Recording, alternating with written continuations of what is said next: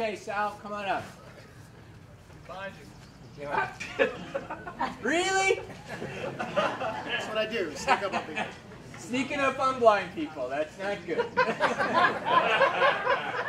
I happen to think it's pretty funny. All right, I've been waiting on. I'll save it already. I'm waiting already to say break a leg. I won't do it. Okay. Okay. I will say the last thing. Most of you know that last year we saved and presented $27,000 worth of money towards our scholarships, Foundation Fighting Blindness, and Wounded Warrior Project. All I will say to you as a whole, as our year-long project, we will exceed, we don't know yet, we will exceed $27,000. And Sal, I know I'm not going to bring it to you because God knows where that goes, but I will mail off an additional $10,000 Monday morning, and there will be more. So, all of that aside, guys, someone who fits in incredibly well with our group, so please help me welcome and honor Lance Corporal. Are we retired yet? Retired Lance Corporal Sal Gonzalez, who will soon be appearing on America's Got Talent. Woo!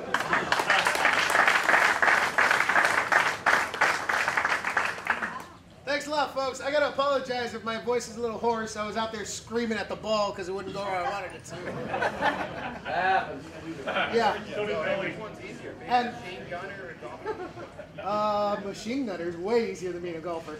Oh, and by the way, I retired before Sergeant Shine and Sergeant Evans. I was wounded back in 2004. Well, a little bit of backstory. I grew up in East Los Angeles, California. Not in a very nice neighborhood. I kind of grew up getting shot at, so it wasn't a whole lot different from Iraq. And I come from immigrant parents. Both of my parents are born and raised in Mexico. They moved here, met here, and had me, luckily. And I've been to Mexico, and I know exactly how bad it can be when you don't live in this country. So after 9/11, I decided that I needed to do something to serve my country. Before then, I had planned to be a rock star, which is still kind of my plan, but I took a little detour. When I saw those Twin Towers fall, I decided that I had to do something for the country that I was born and raised in, and in my opinion, the greatest country on the planet.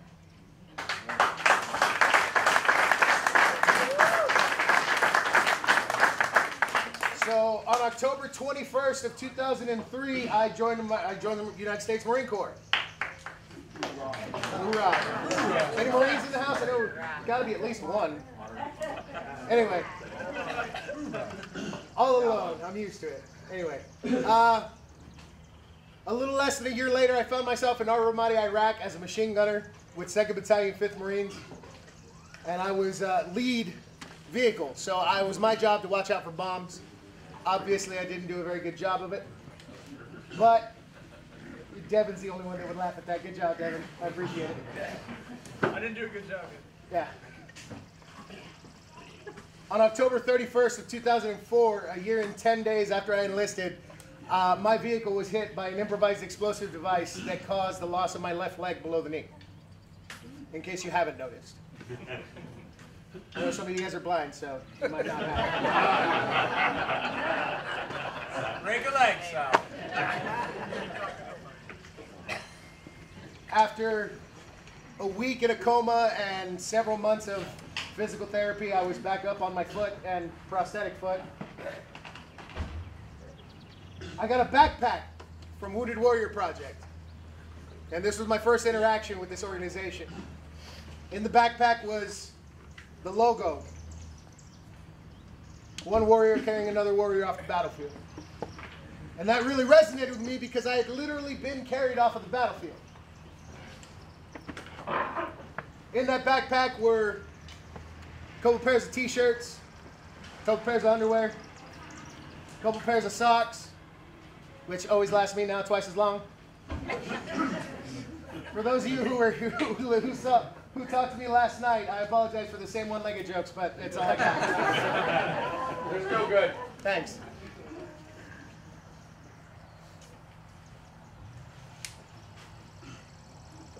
And I was lucky. I was lucky not only because I still had my knee and I was still able to get up and do all the things that I wanted to do, but also because I had this. I had a talent since the time that I was 13 to play this guitar and put all of my feelings down on paper. And I can tell you right now that this inanimate object has saved my life more times than I can count.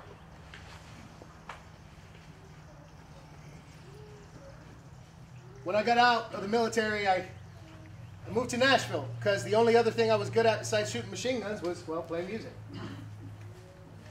When I got to Nashville, I became a songwriter. I started writing all my songs and having a good time and drinking a little too much, as most often do, but a couple years down the road, I realized that I had a problem. I wasn't socially drinking. I wasn't going out and having a good time with my friends and partying and playing music. I was going, playing a show, and then driving home alone and drinking a fifth of Jack Daniels a night to go to bed.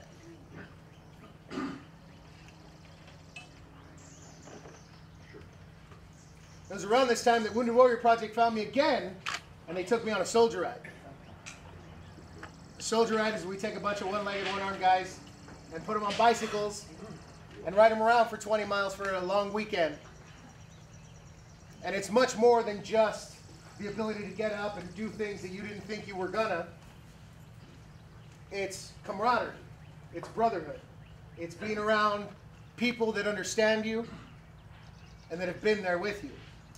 And even though me and Devin, or me and Stetson, didn't exactly chew the same exact dirt, we know exactly what we went through over there.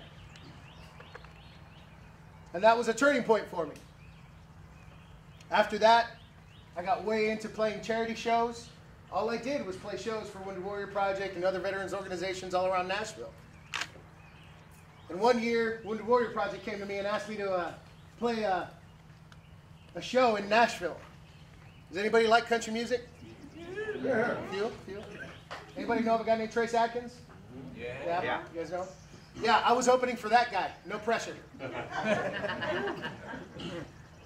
So I get up on stage and I do my 3 songs and I end with a song called Heroes. And I got a standing ovation. And I'm not saying that so you guys give me a standing ovation, although half of you are standing already.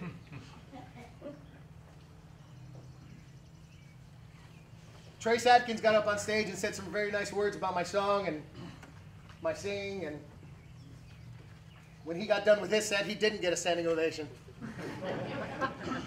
Which made me feel pretty good. But the best part of that night was meeting the other warriors on that soldier ride and them telling me thank you for putting their thoughts on paper. I wrote this song, Heroes, a couple years ago at a benefit for a fallen Marine's son. They were trying to raise money to send him off to school. And I was sitting there talking to Christian. His name's Christian.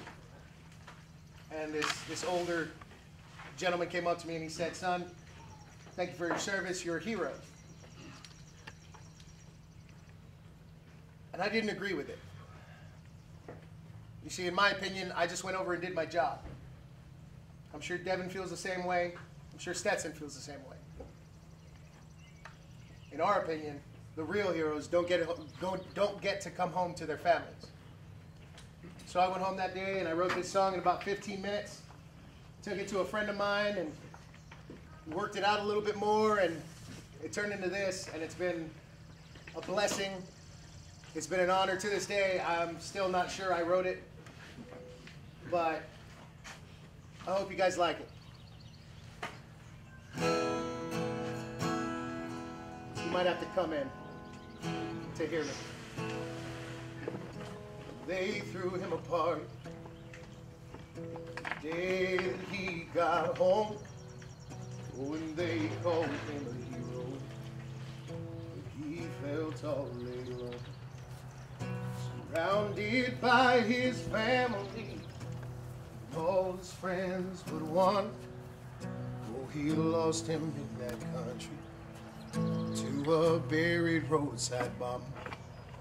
When his dad stood up and said, our hero has returned, he looked down at his scars and his purple heart and said, Dad, you know that hurts. 'Cause I don't mean to not sound great, 'cause the good Lord knows I am, for sparing me my life on the day he took my friend. I still wish that I had gone with, or maybe even took his place, but destiny didn't lead me that way. And I'm not trying to say you're wrong, heroes ain't the ones who make it home.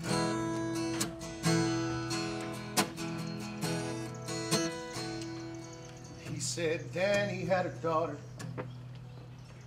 he'll never get to see, and I know that he was proud, but he was only 23. They gave me this medal, pinned it on my uniform, but this piece of tin don't mean a thing, no, if it can't bring them home. So I don't mean to not sound great, 'cause the good Lord knows I am, for sparing me my life on the day he took my friend. I still wish that I had gone with, but maybe he took his place, but destiny didn't lead me that way. I'm not trying to say you're wrong, the heroes ain't the ones who make it home.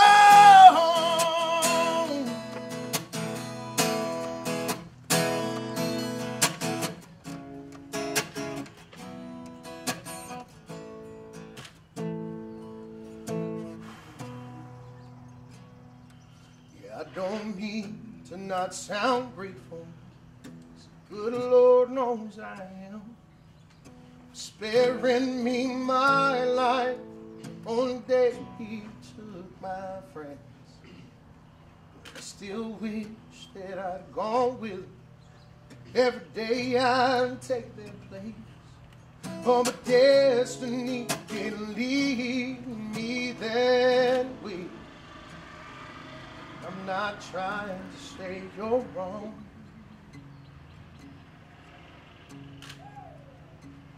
heroes ain't the ones who make it home.